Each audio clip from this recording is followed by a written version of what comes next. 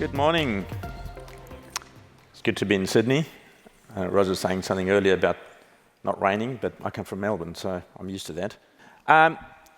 So one of my personal sort of mantras, and the way I like to sort of think of it within the team, is I want to be able to tell the business, probably our customer support team at the same time, we fixed something before they knew it was broken. Right, so that's probably a bit of a stretch goal, but I'm going to work towards that. One of the important things to be able to enable that is you need visibility into your systems. We've spoken a little bit about having logs, having observability, having data. You need to be able to have that within your systems and understand what it is. So we can break it down into a couple of pieces. What you know. Do we have logs?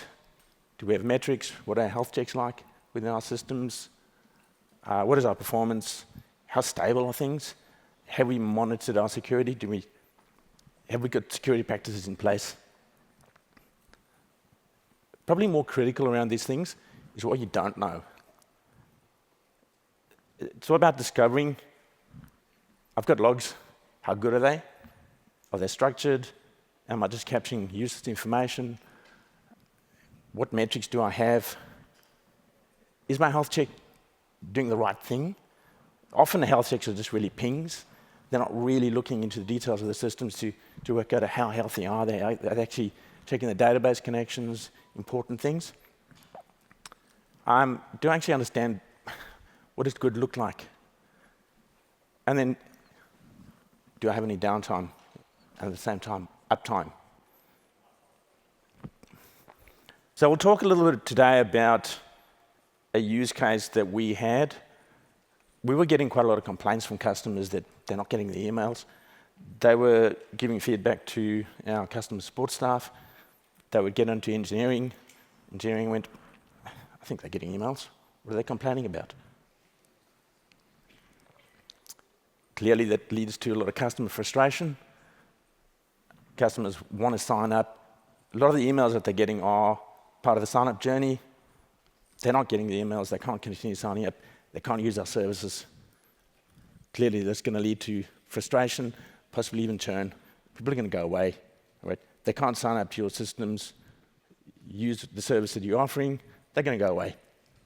Clearly, that's going to lead to revenue loss, possibly also reputation damage. And clearly, frustration from customers, possibly even frustration from internal staff because they can't help the customers. People are pretty unhappy. So at the end of the day, who are they unhappy with? It's potentially me, my engineering team. A little bit about me. I've been at FitnessPassport as the engineering director for about 18 months now. We'll talk about FitnessPassport in a moment. I've got a history of software development engineering, so I've got my hands dirty on this stuff myself. I've moved on to working with scale-ups and startups, building out teams. We're a small team at the moment, FitnessPassport, we're 12 engineers. Historically, we were offshore. We're now starting to build in-house capability. And I think contrary to a lot of other companies, we are AI first, and we're still growing. We're not laying anybody off. At the end of the day, I still have two good fans, Danny and Poppy. Not that they're going to help us, but they inspire me. So our journey at FitnessPassport, what we do, some of you may actually even be members, and if you don't like the service, I'm sorry. We're trying to improve it. Through your employer, you get access to gyms, fitness facilities, we call them. You're not locked into particular contracts with Fitness First or any other brands. We've got about 2,500 gyms spread around Australia and New Zealand. So you can go to any one of the facilities that are part of the program. So you can go to a gym at home, go to a gym in the city. If you travel a little bit like me, you can go to the gym, at your destination. We're trying to expand the product, offer wellness. We probably also want to go out into sort of APAC area and expand. To be able to do that, we need to build new products, we need to enhance our services. Currently, we have inherited a fair number of legacy systems. They're built on .NET Lambda, .NET 6. Anybody out there at the moment who still uses .NET 6? Angular frontend, all on AWS, manual, not a lot of testing, not a lot of good engineering practices. So, we talk a lot about observability, we talk about predictability. None of that exists at the moment, so we've inherited a lot of this. Production deployments, okay. Maybe once a quarter, if we're lucky, and there was always a ceremony, all right? So business gets pretty nervous when we do stuff like that. We are trying to move towards a more distributed architecture, modern sort of architecture, React, TypeScript, infrastructure as code, regular deployments. We probably do about 2 production deployments a day at the moment. Compare that to quarterly, all right? So that's a really big move for the business. We had a little anecdotal story, I suppose, from yesterday. We had a production incident yesterday. How do we know about it? We got pinged. Previous production incidents, customers would tell us. This one we didn't. We probably fixed it in about half an hour. Something we caused, we deployed a database migration that failed, fixed it up. Customers didn't know about it. Getting a little bit closer to my sort of mantra, my journey that I'm going on. Okay, so we get back to the original sort of story we're talking about, is did they get the emails? So I started digging around a little bit to try and work out the answer to this particular question. So we send emails via Cognito when you sign up, MFA tokens. We also send transactional emails, so sign-up success, payment success, payment failures, customers are not getting it. We all send them via SES. Now, AWS's recommendation is to monitor your email services via events that they send you. So there's a whole bunch of events which are of interest when we get emails. So we needed then to add a configuration set into our SES to receive these events and publish them off into SNS. Once we receive them in SNS, we can parse them with our Lambda function that we've created, and then write them out into our CloudWatch logs. So once we've got them in CloudWatch logs in a structured format, they're in a format that we can actually parse, they become useful. We have our Datadog folder set up to monitor all of our logs and get them from CloudWatch and pull them into Datadog. Right. So once they're in Datadog, the interesting thing for us is then to be able to look at them and start sort of analyzing what we're getting through. One of the little tricks that I learned,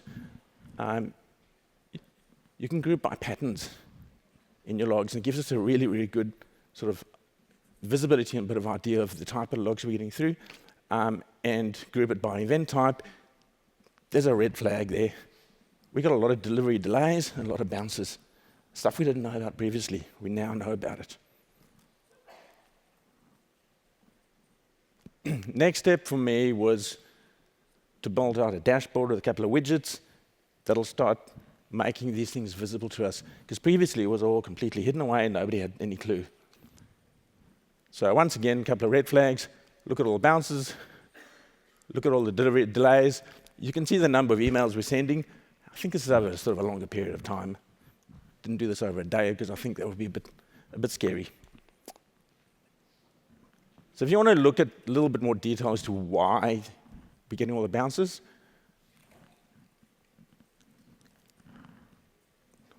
one of the pieces of information that we get sent back as a part of the bounce event is our event diagnostics, which are bounce diagnostic codes. Gives us a really good idea to be able to look through this, dig deeper into your logs, kind of get an understanding of why we're getting the bounces. The idea behind doing that is to actually work out, is there anything we can automate? We can start using AI to start proposing solutions, to try and work out how do we manage this? How do we fix the issue. We go back to what I wanted to do earlier, is I want to fix the issue before we know about it. You want to go a little bit further, broke it down by subject that we're sending to give us a bit of an idea of the damage that we're doing, essentially, because these are really important emails that we're sending that people are not getting. So the next steps for us on these things, now that we have the information, you've got it published, you've got it visible, you need to do something about it. So I will admit, the one thing we haven't done is started to use AI. I'd certainly think if we start using AI around here, we'll probably start getting a lot more help about how to fix and self-heal and create self-healing systems. But the first thing we want to do is we want to try to work out, are there patterns? Are there ways we can actually raise these things up, notify our support staff can actually contact the customer, they can do something about it. We've taken that step into trying to fix things. We can probably even go further and work out, are there patterns that we can work out from our logs, things we can actually automate to fix. Going back to that sort of mantra of mine saying, I'm going to fix it before we know it's broken.